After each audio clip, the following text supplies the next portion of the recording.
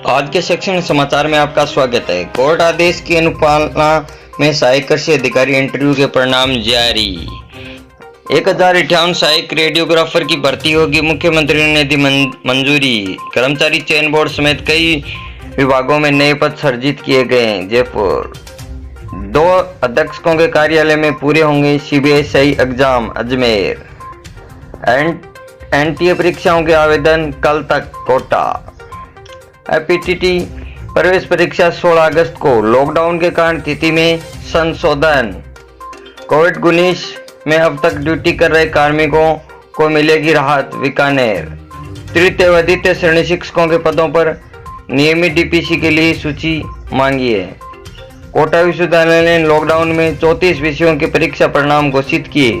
Lockdown खुलने के बाद जारी की जाएगी मार्कशीट। शिक्षा मंत्री कल अधिकारियों की लेंगे विसी। दोपहर 2 बजे गोविंद सिंह डोटासरा।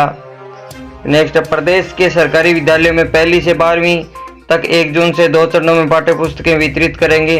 बस्ते का बोझ कम करने के तहत 5वीं तक की पुस्तकें विषयवार नहीं होकर त्रैमासिक होगी।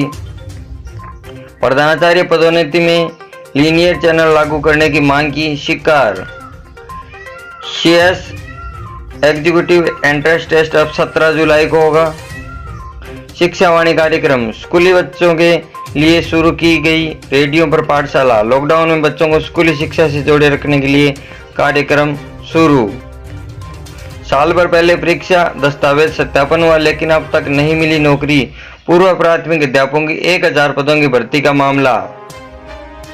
पहली से 5वीं तक बस्ते का बोझ 2/3 घटा दिया गया है और अब एक ही किताब में सभी विषयों की कर सकेंगे पढ़ाई। 2020-21 में 5वीं कक्षा तक पुस्तक वितरित विषयवार नहीं, त्रैमासिक पुस्तिका का होगा वितरण। एनसीईआरटी की किताबें ऑडियो वीडियो फॉर्मेट में उपलब्ध। वेबसाइट ई पाठशाला और मोबाइल ऐप पर उपलब्ध ये किताबें कर सकते हैं डाउनलोड आप।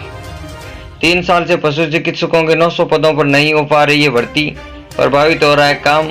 7 साल से प्रदेश भर में पशु चिकित्सा अधिकारी के 60% पद रिक्त पड़े हैं। जिन शिक्षकों की अब तक ड्यूटी नहीं, वे अब 15 को उपस्थित होंगे। माध्यमिक शिक्षा बोर्ड शिक्षा के निर्देशक ने दिए निर्देश। शिक्षकों को मुख्यालय छोड़कर नहीं जाने के निर्देश। स्कूल शिक्षा विभाग लंबित डीपीसीओ। संस्कृत विभाग की जो डीपीसीओ लंबे समय से रुकी है, तो वो डीपीसीओ का इंतजार कर रहे हैं। ग्रीष्मावकाश में ड्यूटी मुक्त करने की मांग की जा रही है। अजमेर और एआईसीटी ऑनलाइन कोर्सेज हिंदी में जारी।